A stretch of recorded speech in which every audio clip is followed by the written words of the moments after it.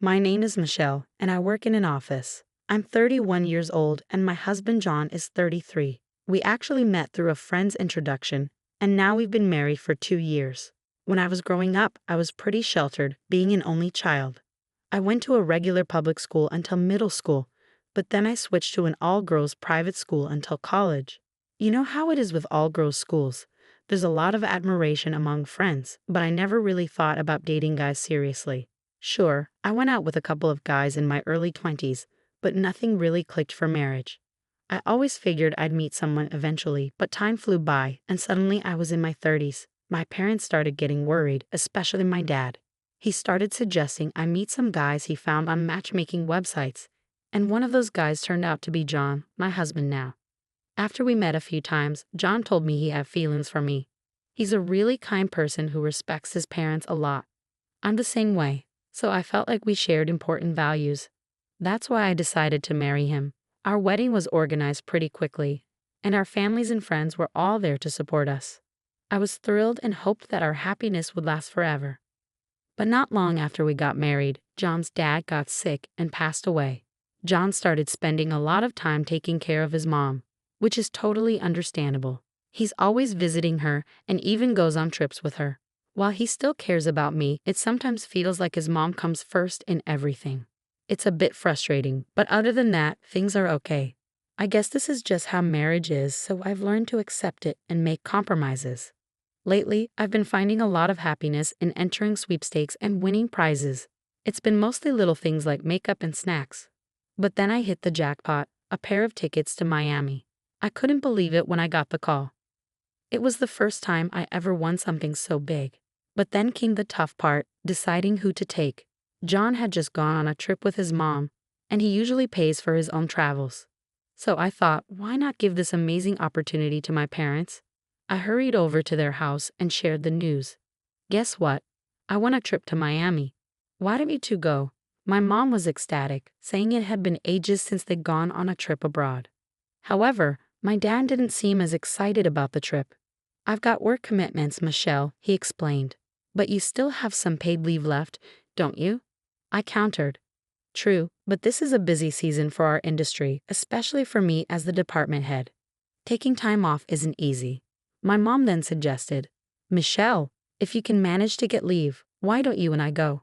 I thought about it and agreed. You're right, Mom. It's too good of an opportunity to miss. Since my dad couldn't make it, I decided to ask my boss for time off the next day. Thankfully, work was slow, and I got permission without any trouble.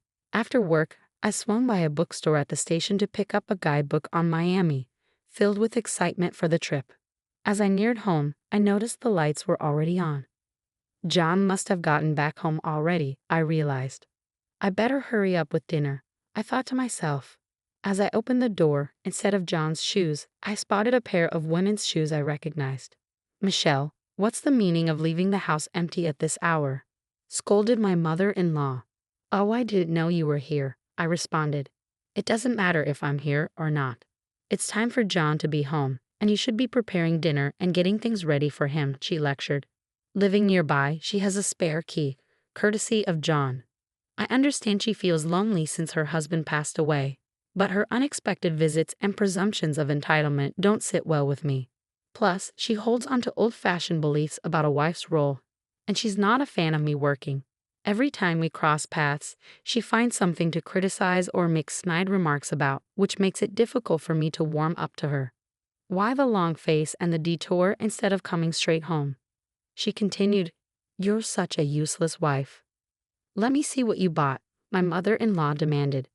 Please stop, I objected, but she ignored me and grabbed the bag containing the guidebook. What's all this? What do you plan to do in Miami? How extravagant, she exclaimed. No, it's a prize I won. I'm giving it as a gift to my parents, I explained. Well, nobody told me about this, she retorted. Just as we were arguing, John walked in. I'm back. What's going on? He asked. Welcome home, John. Michelle won a trip to Miami, my mother-in-law informed him. How thoughtless of you to give it to Michelle's parents without discussing it first. I would have loved to go, John said. I didn't know about the trip to Miami either. I was thinking of giving it to my parents, I responded. How many people can go on this trip? John inquired. It's for 2 people, I replied. You should have told me beforehand. I would have loved to go too. Why are you making decisions on your own? John questioned. I thought about going with just the 2 of us. But this time, I wanted to give it to my parents, I explained. You're mistaken. This time Mom and I are going and you're staying home, John declared firmly, cutting off my protests. No way. I won this. I'm going to give it as a gift to my parents, I insisted. We can plan something else another time, right? Mom really wants to go, so please try to understand, I pleaded. What are you even saying? You just went on a trip with your mom not long ago. Why can't I use my own money to go on a trip? Anyway, this time Mom and I are going. If you don't like it, we can get a divorce, John declared, dropping the word like a bombshell. The mention of divorce from my husband, used as a threat, made me feel a sudden wave of detachment towards him. Fine, do as you please, I responded, deciding to step back. My husband and mother-in-law, oblivious to my internal turmoil, seemed pleased with themselves. You should have been more understanding from the start, they chided. Ignoring their smug remarks, I began to consider my next steps to address the situation. The following day, I sought counsel from my parents, sharing the ordeal with them. My mom, who had been excited about the trip, seemed disappointed, but she understood the situation. I understand. If that's how it is, we can't help it. It's better to avoid any tension between you two, so don't worry, she reassured me. Feeling guilty about letting her down, I decided to make things right. During my lunch break, I called the airline and requested to change the trip to Miami to include my husband and mother-in-law instead. However, the operator explained that once the reservation is made, changes aren't allowed, and the tickets are only valid for the winner. This was clearly stated in the documents they sent me. Realizing my mistake, I told the operator I would decline the prize. I chose not to tell my husband and the others about this and decided that if they really wanted to go, they could purchase tickets themselves. That evening, when my husband came home from work, he brought up the trip. Hey Michelle, did you call the airline? Did you tell them we're going to Miami with Mom? He asked. I made the call and handed over the winning documents and tickets to my husband. Here, take a look at these. All the details are in there. It's important to read them, I urged. Knowing he probably wouldn't bother reading them, I handed them over anyway. True to form, he just glanced at them and set them on his shelf. Try to see this as a kind gesture for your mom, I suggested. Sure, I'm more than happy to stay home. I can't wait to see their reactions, he agreed. On the day of the trip, John seemed unusually tense, as if something was weighing heavily on him. As the departure day arrived, John and his mother encountered delays at the airport. What's going on? Can you explain this? He demanded, looking at me with confusion and frustration. As we've explained, these tickets are non-transferable, and if the winner isn't present, they become invalid. This is clearly outlined in our policy. Anyone else attempting to use them would need to pay the full fare, the airline representative reiterated. John and his mother had already splurged on luxury hotels, stretching their budget thin. Then, at the airport ticket counter, they encountered yet another setback. I'm terribly sorry, but there seems to be an issue. Could you please try using a different payment method? The attendant requested. That's impossible. This card has been working perfectly fine. Why is this happening now? John exclaimed in frustration. I'm afraid we can't diagnose the problem here. You may want to contact your card issuer for assistance, the attendant advised. With no other option, John had to resort to using another credit card and then reach out to me. Hey, what's happening?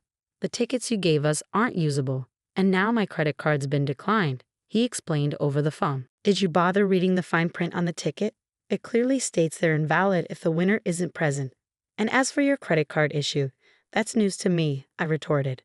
No, your card, John clarified. Well, I've reported my card lost. I couldn't find it in my wallet, so I suspected you might have taken it. Thankfully, it hasn't been misused, I explained. That's not amusing. You won't get away with this when we're back, John threatened. That's entirely your own doing. What you did amounts to theft, I countered. You know what, woman? I'm divorcing you. Get out, John declared angrily. Fine. Just as I expected you'd say. As you wish. I'll agree to the divorce, I replied calmly. Truth be told, I had already planned to leave for my parents' house before John told me to go. I had already packed my bags. using the paid leave I had taken for this trip. As I left the house, I made sure to take the passbook and seal so he couldn't access our savings. I also informed the neighbors that we would be getting divorced. Upon reviewing our savings for potential division in the event of a divorce, I discovered that the funds had been depleted multiple times. I had no recollection of making these withdrawals, indicating that John was responsible. Further investigation, comparing the withdrawal dates with my daily blog entries, revealed that the money was withdrawn during the period when John and my mother-in-law were on vacation. I confided in my parents about John's proposition for divorce, his unauthorized use of my credit card, and his utilization of our joint savings for the trip with my mother-in-law. As I recounted the situation, my parents' expressions shifted from concern to sternness. "I can't believe John would stoop to such deceit. I'm deeply sorry, it's my fault for arranging your marriage," my dad apologized, bowing his head in shame. His anger towards John was evident. "This falls on my shoulders. Leave it to me," he assured me, taking responsibility. In reality, my dad held a high-ranking position at the parent company of John's employer and occasionally conducted audits. Despite another colleague being originally assigned, my dad rearranged his schedule at short notice to personally audit John's company. During the audit, he invited John's superior, an executive at the subsidiary, for a meal. Given the hierarchical structure, John's superior was visibly anxious, attempting to curry favor with my dad while struggling with nerves. During the meal, my dad took the opportunity to inform John's superior about my situation. "In fact, my daughter is going through a divorce. It appears that the main issues stemmed from her husband's excessive dependence on his mother. If it were just that, I might have advised her to persevere, but it seems he also misused my daughter's credit card and depleted her savings without her consent. Under such circumstances, I couldn't in good conscience recommend reconciliation. By the way, your subordinate, or rather, former son-in-law, I suppose, is John. How has his performance been lately?" my dad inquired. "It's a busy time, but I haven't seen him much around the office," John's superior responded. Upon learning about my impending divorce from my dad, John's superior sensed trouble and decided to look into the matter further. John, being the son-in-law of the parent company's director, was well known within the company and received some preferential treatment. However, a closer examination might reveal more about his conduct. "I'll arrange for a lawyer recommended by my dad to handle the divorce proceedings. You'll receive written confirmation soon, covering matters like alimony and property division," I informed John. John assured me that he wouldn't let things slide, but it seemed that neither he nor his mother would have an easy time upon their return from Miami. Sometime after John and my mother-in-law returned from their trip to Miami, John paid a visit to my parents' house. "Michelle, what's this certified mail about? I'm strapped for cash. I can't afford to pay any alimony. And this property division, it's just a marital spat. There's no need to take it this far. I've apologized, so please come back," John pleaded. "What are you saying? Have you even read the contents of the certified mail? Your mother's constant mental abuse, not to mention depleting our savings and attempting to use my credit card without permission. There's no way we can reconcile, right?" I countered. "Please, don't say that. Since you left, it's been difficult for both Mom and me. Have you been receiving icy stares from the neighbors, or have there been issues at work?" John inquired, his demeanor stiffening. "I suppose I hit the nail on the head," I remarked. "How did you?" "Well, who knows? What do you think the reason might be?" "If you reflect on your actions, you might understand," I replied. "I can't reconcile with you, and you'll have to face the consequences. Prepare yourself. Also, please communicate through the attorney from now on. If you persist in lingering, I'll involve the security company," John warned sternly. When I mentioned involving the security company, John finally relented and left with a heavy heart. In truth, everything John had come pleading about was orchestrated by my father and me.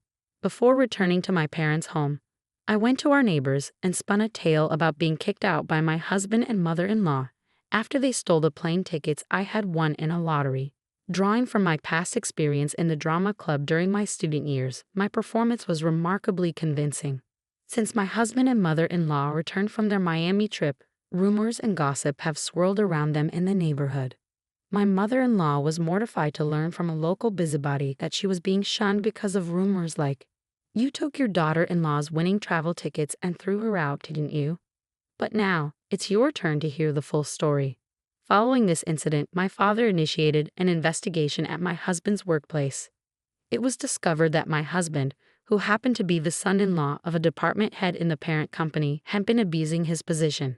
He frequently took time off during busy periods to travel with his mother-in-law, habitually arrived late or left early, and was even found to be embezzling company funds.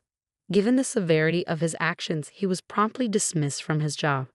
The company then issued a statement to all its employees, declaring an end to the preferential treatment previously extended to family members of senior staff. Thanks to the lawyer my father hired, my divorce proceedings unfolded smoothly, and I finally obtained my official single status.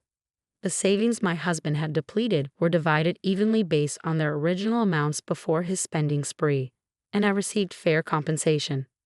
My detailed blog entries served as evidence of his emotional abuse, validating my experiences.